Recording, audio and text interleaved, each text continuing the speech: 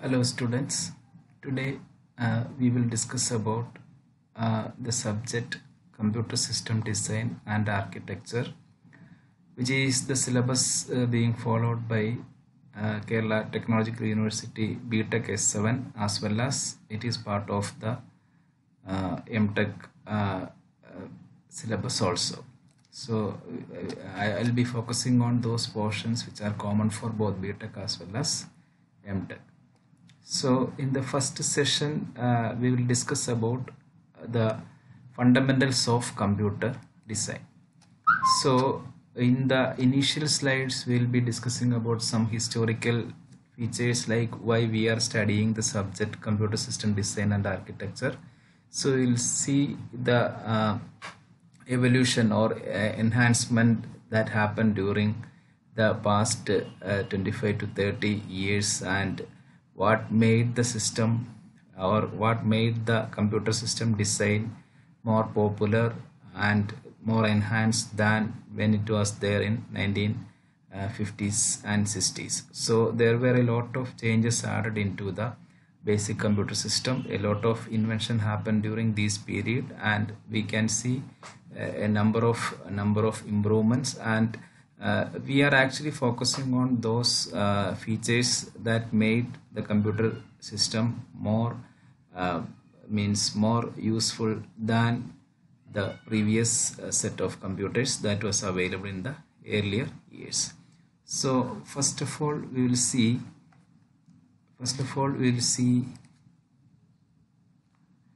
we'll have some introduction. So we can see from the slide itself that the current computer system. Okay, so we will have a comparison with the current computer system, and we will compare with the earlier one. So today actually they have given like we can get a computer system which costs less than $500, and it was not that much less when we were using or when we are trying to buy a computer system in the earlier stages. So the primary idea is now the cost of computer system is being reduced when compared to the earlier computer system. Okay, so now this time we can buy a computer system with less cost, which is having some properties which is being mentioned here, and which was better than the computer system that was bought before 1985, which was actually costing more than $1 million. So the system cost was too much when we were trying to buy a system before 1985, and now we are getting the same system but with more capabilities with a cost of around $500 only. So what made the difference with these three properties? First property is we are having a lot of performance improvement. Second thing is we have got a good primary memory or main memory with more capacity. So that is actually the major that decides the capacity of a particular computer system, which is main memory. And finally we are actually using a computer system with more secondary storage. So normally you can imagine nowadays we are using a PC with more than 1 TB as the secondary storage, right? So we can have huge amount of data that can be stored within a single computer system. So earlier system cost around $1 million, but now the cost is being reduced, but the properties are being improved with more performance, more main memory capacity, and more disk storage capacity. Okay, so these things happen during the previous years, means before 1985 and after 1985. So the major point is we had a lot of technological improvements.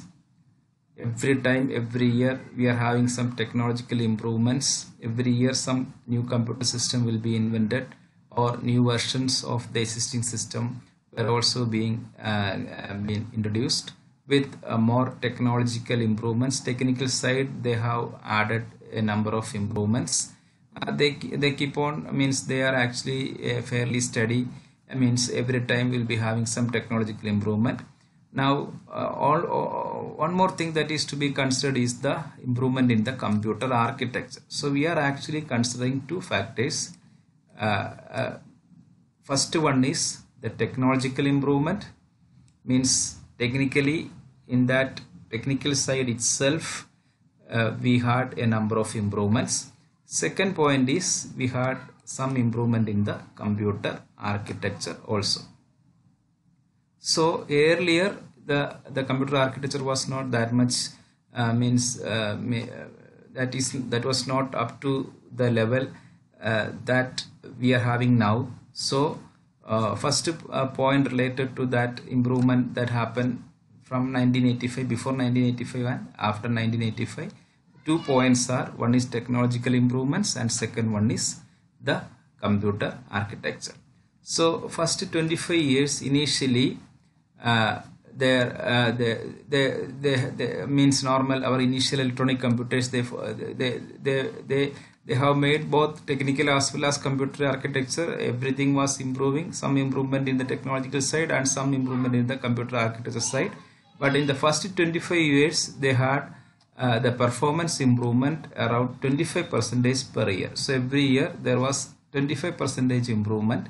So like 1970 we had some improvement. Now 1971, every year before that, means the same thing was improved around 25% in the next year. So that was the progress in the initial 25 years. But in late 70s, so this is actually means around 1960s, they are mentioning about 1960s, but later means late 1970s, means towards the end of 70, we had the invention of microprocessors. Microprocessors are a special category of processor which was made of integrated circuit chips, and because of the invention of microprocessors, the performance improvement was improved to 35% per year. So we had a growth of 35% per year after the invention of microprocessors. Before that we were using some other technology. That situation, the performance improvement was around 25% per year only.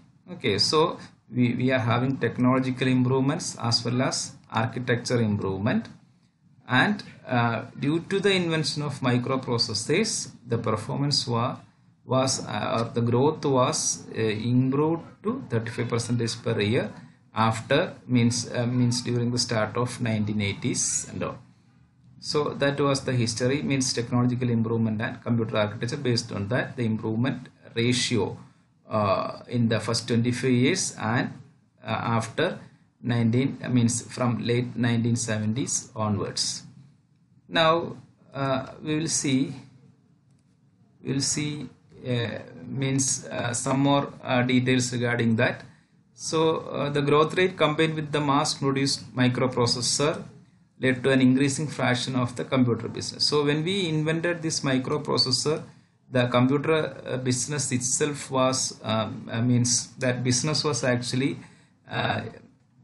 improving. That business means more people started buying computers, because when they invented microprocessor chips, the size of the computer is actually reduced, so that more people can actually buy computers. Because earlier computers we cannot fit in a single room, so it takes more space. But due to the invention of this microprocessor chip, we actually require only very less space. So people started buying more computers because it was of less in size as well as it was also less in cost.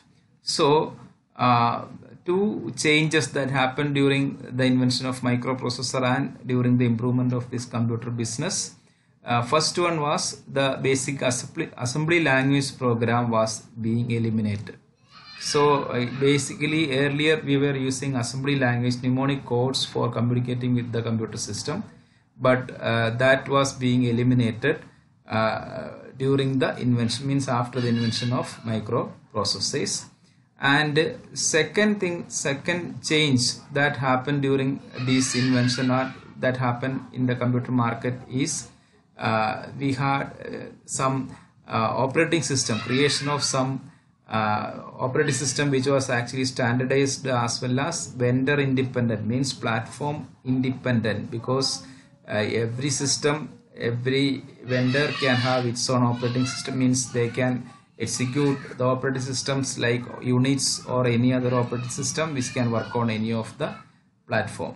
So it became more flexible. Assembly language usage was very difficult, that was being replaced. Then OS, earlier for a particular system we need to use a particular operating system. That concept was being changed by using an operating system which is actually, which can be used with all the systems, which can be used with many systems that was compatible with that particular vendor. So this made it easy to succeed commercially. So people started using these computers more.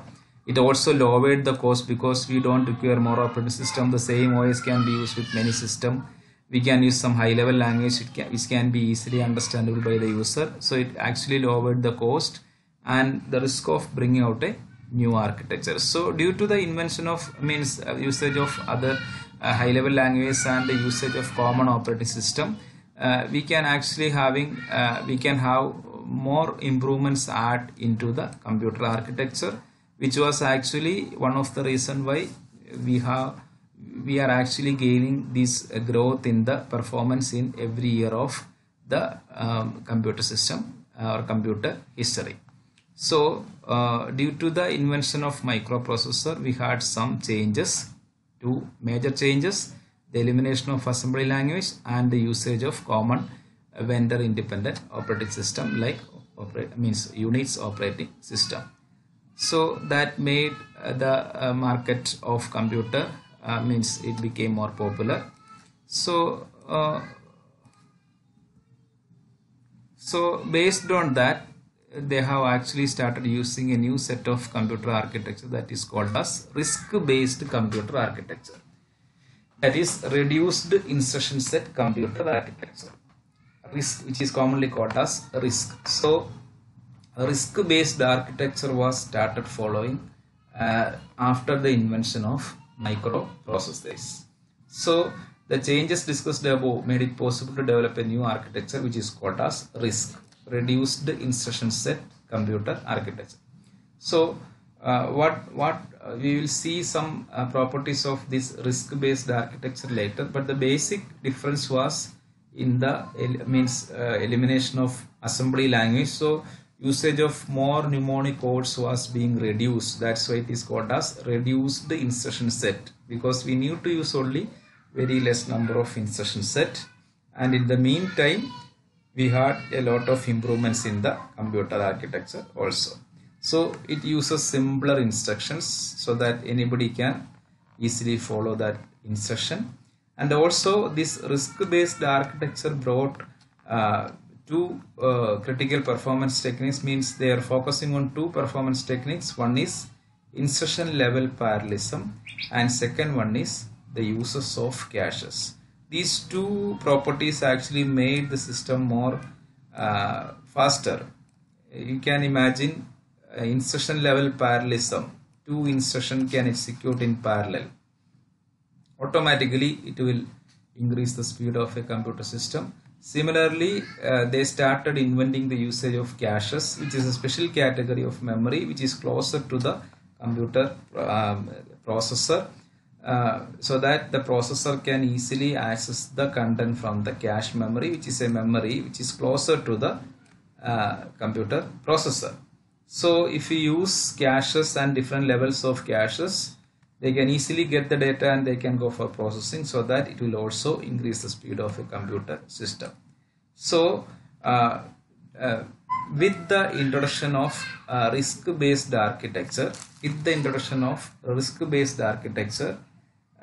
they actually started improving the parallelism and more usage of caches, so that the performance was actually being improving. The steady means that growth rate was actually improving year by year. Hope it is clear. So we will see the entire we'll see one graph in the next slide where we can see the growth in processor performance from 1970 onwards, the growth in the processor performance. Okay, so this graph you can see in the x-axis we can see the year starting from 1978, that means late 1970s, starting from 78 it goes up to 2006, and in the y-axis we can see the performance. Okay, so we are actually seeing the performance improvement during these years starting from 1978 till 2006, and y-axis they are actually where this performance goes. So with a single look itself we can see that the performance has been improved every year. We can see the graph itself says like it always goes up. Okay, then it is the common idea that we are getting the performance is always improving year by year. Okay, so how this graph is being generated is based on, it is having a base processor which is called as VATS 11780, which is taken as the base machine. So for every comparison we should have a comparison with the performance of a base computer processor, which is VATS, which was the earlier processor that was used in 1978, and the comparison base is taken as VATS 11780 processor, and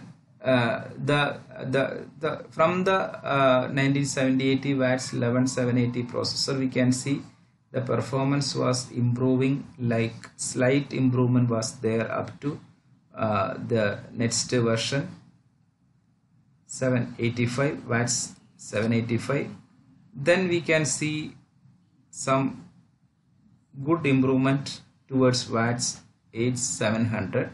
So we can actually have three phases of this graph. This is the first phase, and this is the second phase, and this is the third phase.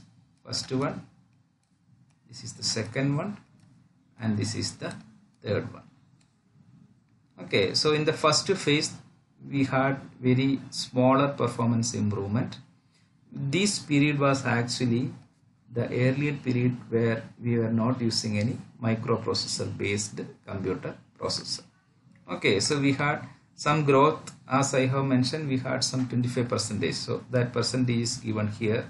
We had only 25% growth in every year from 1978, means earlier, towards 1986. Now from 1986 onwards we can see a gradual improvement. See, the improvement was directly going almost linearly. It was around 52% per year. The performance was improved around 52% per year. It is only because of the invention of microprocessor based computer system. So after the invention of microprocessors, they had a number of, means we were improving the property, that means the processor capability was always being improved, means with by adding more transistors into the microprocessor we can actually decrease the size and we can improve the property, means improve the speed of that particular processor. So they started adding all these features by decreasing the size of processor and increasing the capability of the processor by adding more transistors into the integrated circuit that is actually used for creating that particular processor. Okay, so first phase we had 25% of improvement or growth, and in the second phase we can see around 52% of growth per year. But you can see a difference in 2002. There you can see a drop, right? You can see a drop. It was actually going like this. It should go like this if we had a very good improvement, but you can see a slight decrease in the growth. It is only because of, so these periods, so all these explanations were given based on a uniprocessor. Uniprocessor means which is having only one core, one machine, one processor. Okay, they had only one processor where we can use that particular means single processor within the computer system. But when we actually expect to do more operations on the same system by using a uniprocessor. It made difficult, means during 2002 and all, because of the invention of internet and all, the system was not able to do more operation by using a single uniprocessor. So that is why the performance was decreased slightly. Okay, so during this third phase there was a slight decrease, means it was actually equivalent to 20 percentage. There was a 20 percentage decrease in the performance after 2002. It is because of the uniprocessor, but later, as we know, they had the invention of multiprocessors or multi-cores. They had the invention of multi-cores. So when they started including more cores, they can improve parallelism, they can perform more operation within the limited time, and also they can improve the capacity of the computer system. So we can see three phases of the processor generation. You can see a number of processes because starting from VATs, initially we had only VATs, then we had some MIPS, then there is a processor called as MIPS. We are actually focusing on MIPS architecture in our subject. Then later we had Alpha, PowerPC Alpha, then several versions were being introduced. Then we can see introduction of Pentium in the year around 2000. Then Pentium different versions. In the meantime, the competent was AMD Athlon and AMD Opteron during these initial 2000s. Then later we can see the 32-bit was changed to 64-bit. Then like that it was going. You can also see the clock speed also. Clock speed was also being improved initially, like for some system it was 0.1, 0.3, then 0.5 gigahertz, 0.6. It was actually slightly improving. Okay, so several features were added into the existing computer architecture, and we had some performance growth around 52% per year for a uniprocessor, but later after 2002 it was slightly decreased. Then we had the introduction of multiprocessor system, so that again the performance was actually going in a very good way. Okay, so this graph is actually created by the author from the period, means up to 2005 only. The book was written around 2000, means in the year 2007 and all. So later we had, means from 2007 to 2020 there will be a lot of differences and lot of new processes were being created that we can imagine. But this is only a history where we had the initial trouble, initial problem, slight growth, then a huge growth, then later there was a drop down. Then we were actually overcoming from that drop down by using multiprocessor architecture. I hope this graph is clear. That simply makes the history of the performance of the processor from late 1970s only. Okay, so the computer was introduced, means it was invented during 1950s, but we are considering about the period from 1970s only, where we started using computer for more commercial as well as business purposes. We were using more programming languages and we were performing more operation. Okay, so initially a very simple uniprocessor system with slight capacity, then a uniprocessor with more capability, several variations, then multiprocessor systems by adding more number of cores. We are calling it as dual core or like 3i, 5i, etc., etc. So these are the category of, means the performance variations during this period. So this is only a history that states about the performance evaluation or comparison of various processes during these around 30 years of period. Okay, so hope it is clear.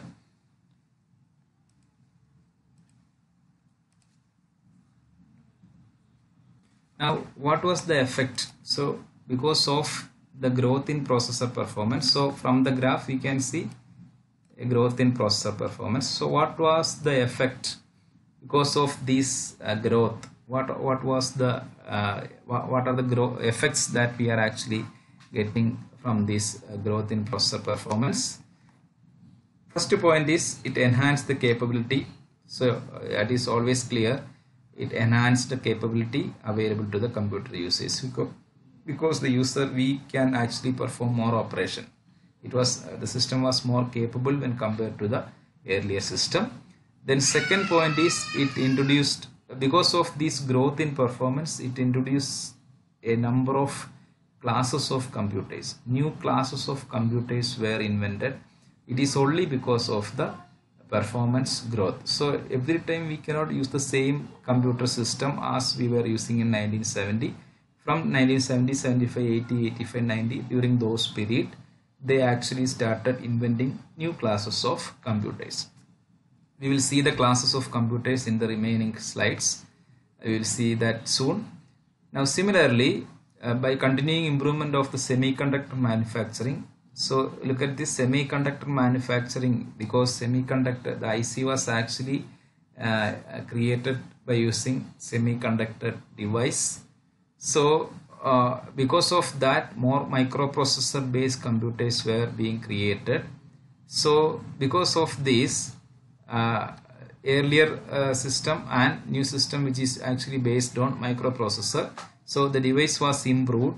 So initial mini computers were replaced by servers. So earlier we were using a system called as mini computer. Mini computer was the earlier name of servers. Okay, so but server is having the usage of microprocessors, but mini computers were not using microprocessors. So when that server mini computers were replaced with adding microprocessors, it was actually called as servers. Nowadays we are not calling mini computers, we are calling them as servers. Similarly, similar to server, we had mainframe system earlier, and that mainframes and high performance supercomputers are all collections of, means these mainframes and HPC supercomputers were actually replaced with the usage of more microprocessors into the system. So when we add these microprocessors into the system, even mainframe system, initial mainframe was a very huge system, but when we are adding these microprocessors, the size was reduced to a very smaller system. So a lot of changes. So these are the growth that happened during the performance improvement because of the invention of microprocessors. Because of that growth, we had the capability improvement, new types of computers being generated, more microprocessors being created. So we are actually creating more ICs. The IC is used for microprocessor creation, and because of that, more systems started using microprocessors, like mini computers was replaced by using microprocessors, and which was called as servers. Similarly, mainframe and HPC supercomputer system was also using microprocessors for their internal processor creation.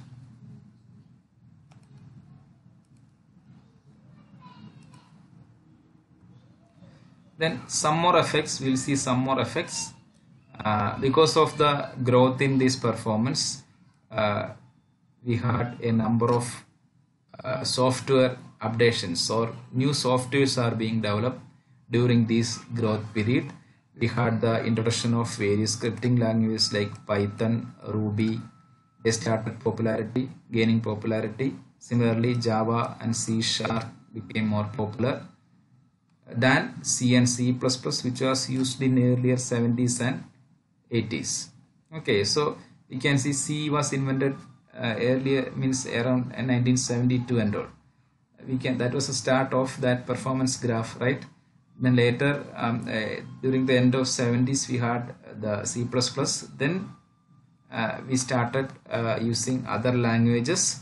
That is because of the in 90s and all, 2000 starting and all, they started using Java, C#, etc., etc. All this because of the performance growth that happened with the computer system architecture.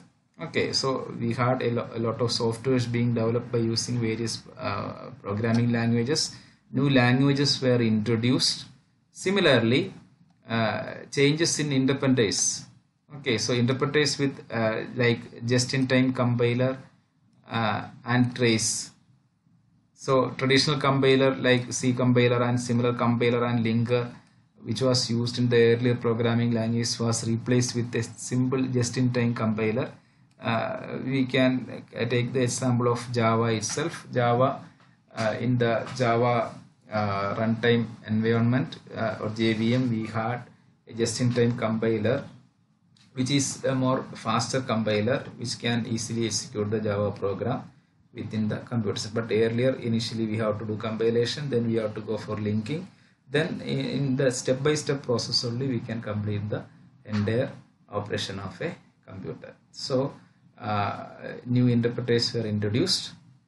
Similarly, you can see SaaS, software as a service, because we started using some internet-based applications. Nowadays, all the softwares are browser-based or internet-based. That softwares can also be means that also started during the this performance growth period, and we can install those softwares and we can run on a local computer. That means internet-based, browser-based softwares with the support of internet. We can sometimes we can randomly runtime install and run the program. But earlier, what we are using, we were actually running the program by means placing the exe file, create the exe file, load it in a system, then we have to execute on that exe. But now we can, it is possible with the browser itself, with the support of internet, and by installing many programs that is available in the internet. So nowadays we are using software as a service. Similarly, the applications also being changed. Means earlier applications were only for doing smaller operations like scientific and mathematical operations. But now the applications change to some speech-based, like voice-based applications, sound-based, image processing, video processing, several applications like image, video, audio, then data mining, similarly robotics. All these several nowadays means every year the nature of applications are being changed. So all these changes happen because of the effect of growth in performance. So there was a dramatic growth in the performance because of the invention of microprocessors, and because of the more usage of microprocessors within the system, processor capability increases. As the processor capability increases, they started thinking on various other aspects of the computer system also. So they started creating new languages, new softwares.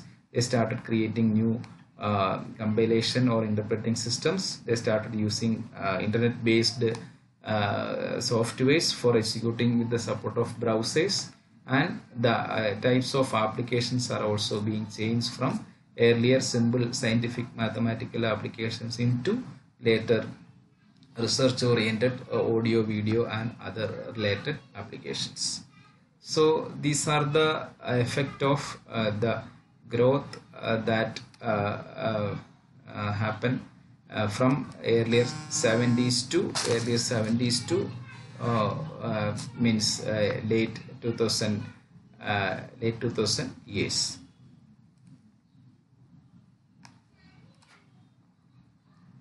So that's it.